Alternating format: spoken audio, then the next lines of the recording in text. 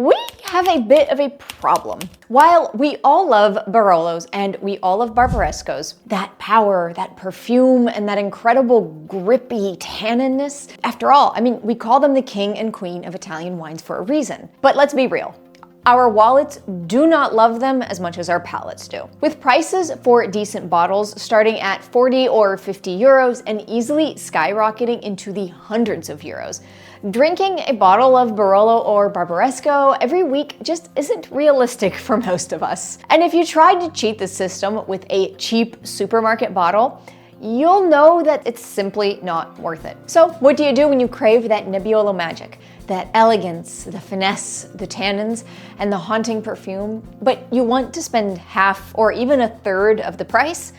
Well, that means you just have to look for a hidden gem. Welcome back to Hourglass of Wine. I am Jacqueline, and I am here to unveil those hidden gems for you, because today we are going to count down the top 6 budget alternatives to Barolo and Barbaresco. These are all wines that are made from the Nebbiolo grape, so they are all going to share that noble DNA, and they're going to offer incredible value, or at least better than a Barolo. We ranked the alternatives based on distance, both geographic and taste-wise, and from price, from more accessible all the way to the absolute best value you can find. So let's get started.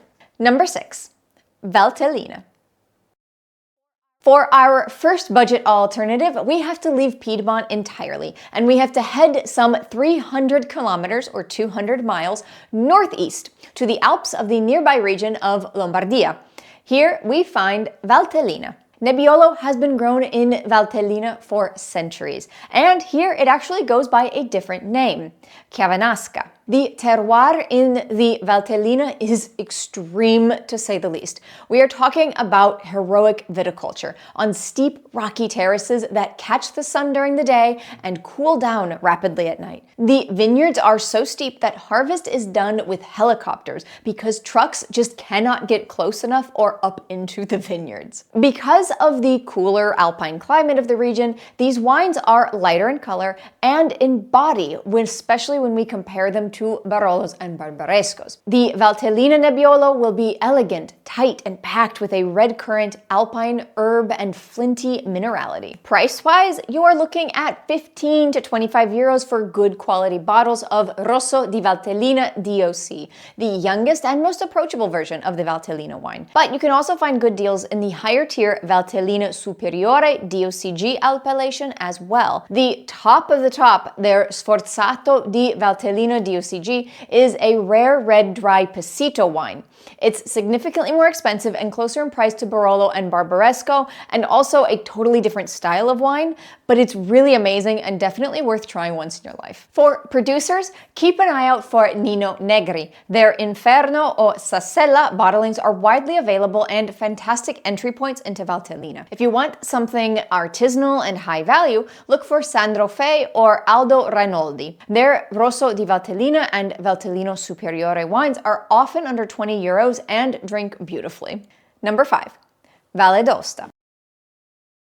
For our second budget alternative, we stay out of Piedmont, but this time we are going to move north to the neighboring region of Valle d'Aosta, located in the heart of the Alps. Here, we are going to find a different biotype of Nebbiolo called Picotendro, which literally means tender little grape. Because of the high altitude of the vineyards, wines are incredibly light in color, they're fresh, floral, and a little bit spicy even. You won't get the massive power of a Serralunga Barolo, but you will get white pepper, rose petals, and crunchy wild berries on the palate. We consider the Valle d'Aosta a budget alternative because it's still relatively undiscovered internationally, although the difficult vine growing conditions can make these wines sometimes a little bit more on the expensive side. For Nebbiolo, the Donas and Arnad Manjovet are the subzones of the general Valle d'Aosta DOC appellations that you should be looking out for. The Cooperative Caves de Donas is the king of value in the area. Their basic Nebbiolo is incredibly cheap for the quality. The same goes for the Chiua, another cooperative. Also, check out Grosjean. They make organic wines that are super pure and still available at a reasonable price. Number 4, the Alto Piemonte. As the name suggests, we are back in the region of Piemonte. In fact, Alto Piemonte literally translates to Upper Piedmont or Northern Piedmont. And in this portion of the region, we are going to find historic Nebbiolo-based appellations that just didn't get the marketing push as the appellations of the southern portions. And therefore, we generally can find some more affordable pricing. The soils here are volcanic and superacidic. They are rich in iron, and the Nebbiolo grape now will actually take on another name, Spanna. I know, Nebbiolo goes by so many names. These wines have serious longevity, like their southern Piedmont counterparts. They tend to be savory, with notes of that iron, blood orange, and rusted earth coming up alongside the fruit. If you enjoy that tar component of an aged Barolo more than you like the fresh fruit, this is going to be your value region. Look for appellations like Gemme and Gattinara DOCG, or Bocca, Lessona, and Bramatera DOC. For Gattinara, Travaglini is iconic. You cannot miss their crooked bottle shape, and it's widely distributed as well. For incredible value, look for Vallana. Their Spanna bottling is legendary for aging like a Barolo, but costing a fraction of the price. And in Gemme, check out Torraccia Piantavigna or Ioppa. All right, before I go on to unveil our top 3 picks, let us know in the comments what are your favorite budget-friendly alternatives to Barolo and Barbaresco, with or without the Nebbiolo grape in it. And while you're there, please don't forget to subscribe to the channel and click the bell icon to be notified when we upload more wine videos. But let's get back to those budget alternatives. Number 3, the Roero. Entering now into our top 3 picks, we are getting back into the southern Piedmont area and very close to the Langhe.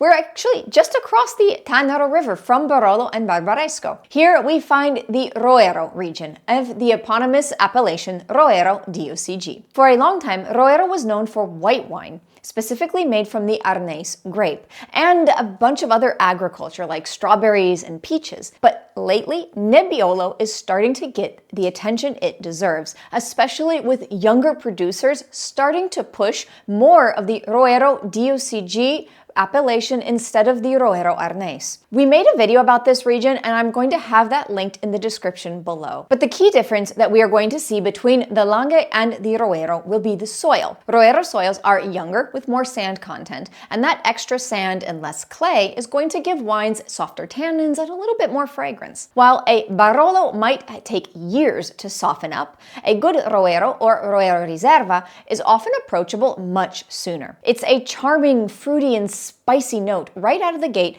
and we're generally speaking in a more affordable price range than Barolo or Barbaresco. You can find excellent bottles for 25 euros or less sometimes. For our producers, Matteo Correggia is one of the more famous names of the region, and his entry-level Roero is a bargain. Malvira and Monchiero Carbone are also excellent choices. But if you're looking for a truly hidden gem, I strongly suggest you take a look at one of my favorite wineries, Tebaldi. Run by 2 sisters, Monica and Daniela, their incredible Roccapalea is probably one of the best bang-for-your-buck Barolo alternatives.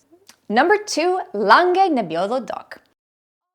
All right, we are coming in at number 2 with Langhe Nebbiolo DOC. And as the name suggests, we are getting closer to home, and we are now in the region known as the Langhe, the home of Barolo and Barbaresco. Langhe Nebbiolo DOC is a huge appellation encompassing most of the Langhe and neighboring Roero regions. Often, producers will make this wine using grapes from the younger vines that are within Barolo or Barbaresco zones, or from plots that are just slightly outside of the prestigious boundary lines. So in some cases, the quality of the terroir for the Langhe Nebbiolo is top-notch. This is literally the same genetic material from Barolo and Barbaresco. Often we will see the same producers that make $100 bottles, but just vinify them to be younger and fresher. You're gonna get crunch, cherry, and tannic grip, but overall, your feeling will be of lighter and juicier flavors. The absolute benchmark for value is Produttori del Barbaresco. Their Langhe Nebbiolo is consistently amazing and comes in at less than 20 euros a lot of the time. It's one of those Langhe Nebbiolos that genuinely comes from Barbaresco vineyards. It's just released early. Another great one is Vieti Perbacco. It's famously known as a baby Barolo because they use declassified Barolo grapes for it, and the wine ages in wood for 2 years. And from another very historic winery in the heart of Barolo country, Cavolotto's Langhe Nebbiolo is a great example of direct and clear aromas and flavors. Bruno Rocca's Fralu from the Barbaresco area is another good deal and a hidden gem. And heading back to Barolo, we can look for Aldo Clerico's Langhe Nebbiolo to offer another great option of great quality for your money. Number 1. Nebbiolo d'Alba DOC. And finally, for our top pick at number 1, we find the closest experience you will get to a Barolo without the Barolo price tag. The wines of the Nebbiolo d'Alba DOC appellation. This is a specific DOC that covers the hills on both sides of the Tanaro River. Spread across 30 villages, we are going to see some villages that are actually in Barolo lines, but there are additional others that will fall outside of that Barolo Barbaresco delineation. As well, a lot of the villages will fall within the Roero zone too. But what they all have in common is that they are all prime Nebbiolo hotspots. So why does it steal the top slot instead of the Langhe Nebbiolo? Well, that reasoning to us has to do with aging and grape specifications. Langhe Nebbiolo, while a lot are 100% Nebbiolo, can by law actually include up to 15% of another grape. As well, Langhe Nebbiolos have no aging requirements or aging minimums. It's up to the producer to decide how they want to age the wine. But Nebbiolo d'Alba, on the other hand, must be 100% Nebbiolo, and it must undergo a minimum of 12 months of aging. And if we want to call it a Nebbiolo d'Alba superiore, then we are looking at 18 months minimum aging with at least 6 months in wood. So what does this tell us? That with the more restricted area, the extra grape and aging requirements, the Nebbiolo d'Alba can give us a little extra tiny step towards a Barolo and Barbaresco. This is how it just edged out Langhe Nebbiolo for our top spot. For some noteworthy Nebbiolo d'Albas, look for Bruno Giacosa. His Valmaggiore from the Roero is iconic, although it is honestly on the bit pricier side. Towards Alba, we can find Podericola with their Nebbiolo d'Alba DOC being a fantastic example of the denomination. They are joined by nearby winery Manera and their Sere Buato to showcase examples of Nebbiolo d'Albas that have quite a bit of time aged in wood barrels. But our true hidden gem has to be from Cascina Rabaglio. Their Nebbiolo d'Alba is also oak aged, but it has to be one of our personal favorite iterations of the denomination. And these are our top 6 budget alternatives to Barolo and Barbaresco that will give you a similar Nebbiolo experience for half or even a third of the price. Whether you're looking for the alpine freshness of the Valtellina, the mineral complexity of Alto Piemonte, or the elegant minerality of Roero, or maybe even the pure versatility of a Nebbiolo d'Alba, there will always be a wine here that is going to blow you away. But of course, Barolo and Barbaresco are unique and amazing wines, and they deserve the attention and the price tag, in all honesty. And in the case that you're wondering what are the true differences between Barolos and Barbarescos, I recommend that you check out these videos here. Thank you so much for watching and joining me today. If you enjoyed this video, please make sure to like and subscribe. I will see you in one of these videos on Barolo and Barbaresco. Bye!